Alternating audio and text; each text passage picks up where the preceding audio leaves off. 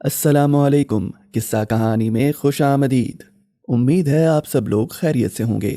पेश खिदमत है चचा भुलक्कड़ सीरीज़ की नई कहानी, चचा भुलक्कड़ ने वोट डाला। तहरीर है ज़किया बिलगरामी की। तो कहानी शुरू करते हैं। चचा भुलक्कड़ पूरे ख़ानदान और पूरे मोहल्ले में हर दिल अजीज़ थे। लोग उनकी बातों और हरकतों से लुत्फ़ लिया करते थे।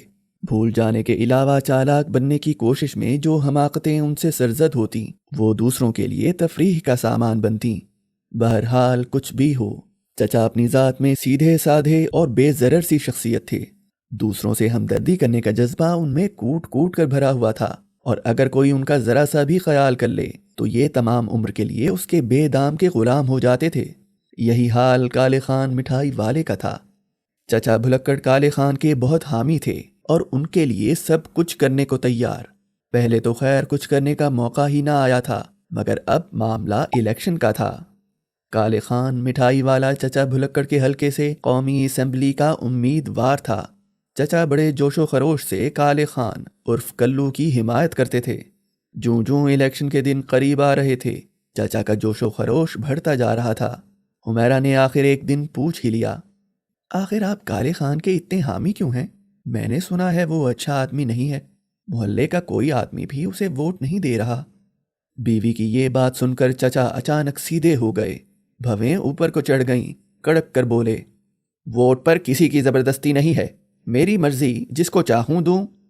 वो तो ठीक है, मगर मैं वजह दरियाफ्त कर रही हूं। काले खान मेरा दोस्त है और मैं दोस्त की मदद करना चाहता हूं। आपका दोस्त? हाँ हाँ, वो मिसल है ना। वही के दोस्त, वो जो मुसीबत में काम आए। तो काले खान ने मेरी शादी के वक्त मुझे रकम उधार दी थी। अब क्या मैं उसके लिए ये काम भी ना करूं? अच्छा, तो ये बात है। काले खान ने आपको रकम उधार दी थी, मगर आपने मिसल गलत जगह पर इस्तेमाल की। आपकी शादी तो खुशी का मौका था, ना कि मुसीबत का। ओहो, चलो छोड़ो इस बहस को। मैं बाहर जा रहा हूँ, काले खान के कैंप में। ठीक है, आप जाएं, मगर कपड़े तो तब्दील कर लें। बीवी पुकारती रह गई, मगर चचा ने एक न सुनी। मैले कुचैले कपड़ों में घर से निकल गए। काफ़ी अरसे से नहाए न थे, इस वजह से बाल भी धूल में अटे हुए थे। काले खान के लिए इन दिनों उन्होंने अपने आप को बिल्कुल भुला दिया था। एक एक मकान और एक एक दुकान पर खुद जाते और लोगों को काले खान को वोट देने के लिए कहते। काले खान को चचा की तमाम कार्रवाइयों का इल्म था। यही वजह थी कि रोज़ाना मिठाई का एक डब्बा चचा के घर पहुंच जाता। काले खान की हिमायत में सारा दिन मारे मारे फिरने के बाद शाम को चचा घर में दाखिल हुए तो देखा कि हुमैरा की खाला भी आई हुई हैं। उनके साथ उनका पोता जमाल भी था। खाला भी, खैरियत तो है? चचा ने दरियाफ्त किया। हमारे यहाँ तो सब खैरियत है, मगर मुझे तुम्हारी खैरियत की तरफ से फिक्र है। खाला बी ने मुस्कुरा कर कहा। क्यों खाला बी? चचा ने दांत निकालकर भोलेपन से पूछा। अरे वो मूमा तो कोई अच्छा आदमी नहीं है, उसे वोट मत देना। खाला ने कहा। खाला, आप इस मामले में कुछ ना कहें। अच्छा ठीक है, तुम्हारी मर्जी। मैं तो आज तुम्हारे पास एक काम से आई थी। तुम्हारा इंतज़ार करते करते शाम हो गई, तुम अब आए हो। अब चचा सीधे होकर बैठ गए। बोले, जी खाला, बताएं क्या काम है? ये जमाल है ना, इसका सर मुंडवाना है। बेटा ये काम कर दो, बहुत ज़रूरी है।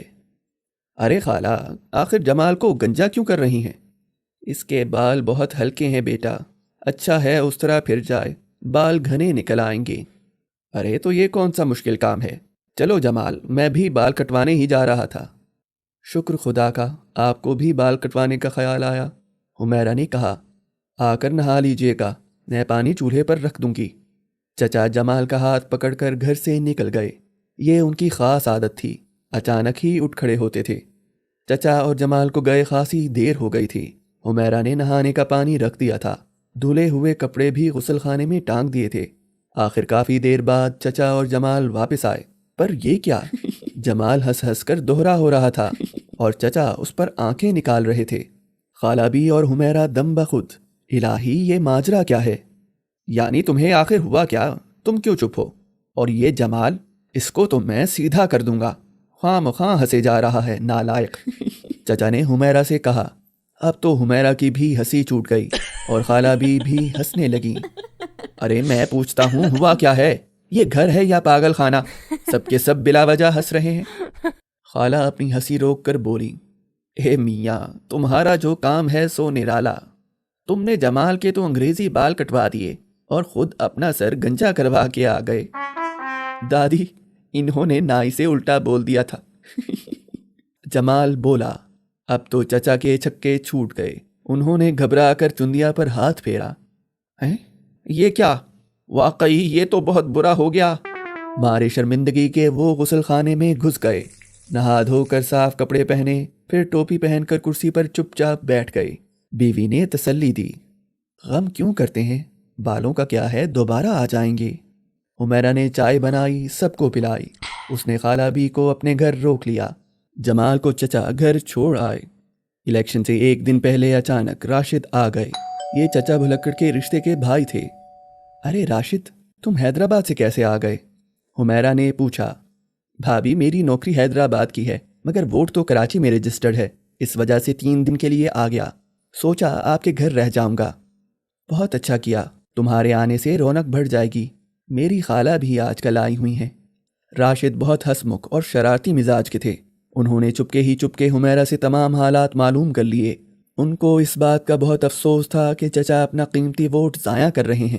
انہوں نے چچا کو سمجھایا بھی کہ وہ کالے خان کو ووٹ نہ دیں، مگر چچا ٹس سے مس نہ ہوئے۔ چچا نے ووٹ ڈالنے کی تیاری شروع کر دی۔ عید کا جوڑا نکال کر استری کیا۔ چندیا کو چھپانے کے لیے ٹوپی ضروری تھی، وہ بھی احتیاط سے کپڑوں کے پاس رکھی کہ صبح کو پہنیں گے۔ بیوی خوش تھیں کہ اس بہانے میاں صاف ستھرے ہو گئے۔ ان کی تیاریاں راشد، خالہ اور حمیرہ دلچسپی سے دیکھ رہے تھے، مگر پھر اچانک انہیں نہ جانے کیا ہوا کہ بالکل ہی بجھ کر رہ گئے۔ کیا ہوا بھائی جی، خیریت تو ہے؟ راشد نے قریب آ کر پوچھا۔ خیریت ہی تو نہیں ہے، چچا نے اداسی سے کہا۔ مگر ہوا کیا؟ بیوی بھی قریب آ گئیں۔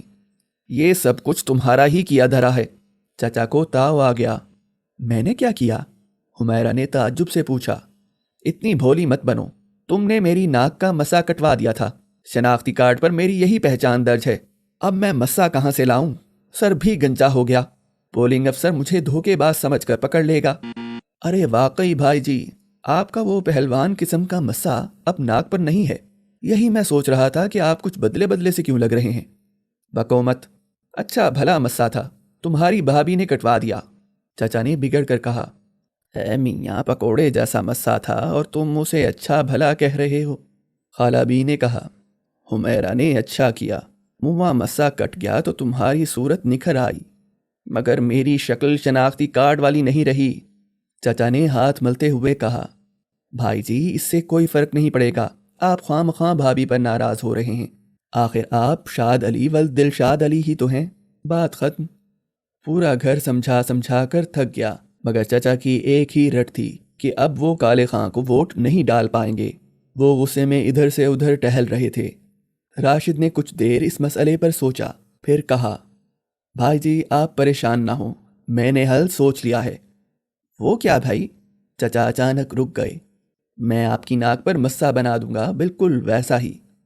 ارے تم مسا بنا دو گے؟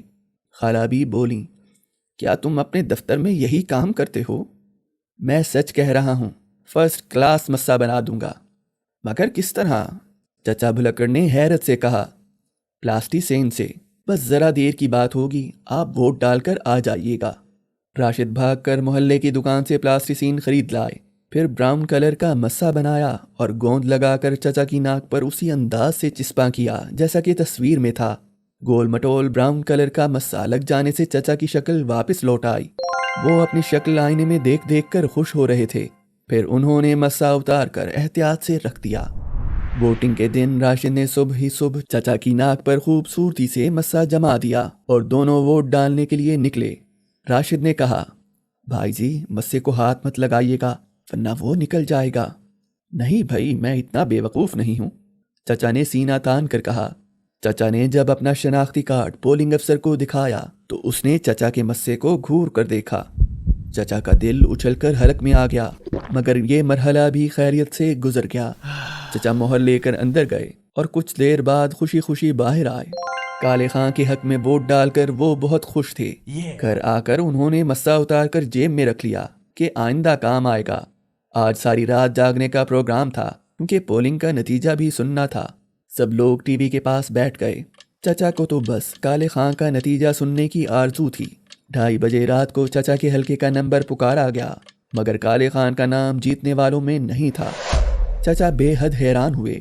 دوسرے دن جب ووٹوں کی تعداد کا پتہ چلا تو چچا نے زمین آسمان ایک کر دیا۔ وہ چیخ چیخ کر کہہ رہے تھے، سراسر دھاندلی ہوئی ہے، کالے خان کو ایک ووٹ بھی نہیں ملا جبکہ میں نے خود اپنا ووٹ انہیں دیا تھا۔ خالہ، راشد اور حمیرہ سب قریب آ گئے۔ واقعی یہ تو تعجب کی بات ہے، کم از کم ایک ووٹ تو ہوتا۔ خالہ کہہ رہی تھیں، بھائی صاحب آپ مہر لگانا تو نہیں بھول گئے؟ اچانک راشد نے پوچھا۔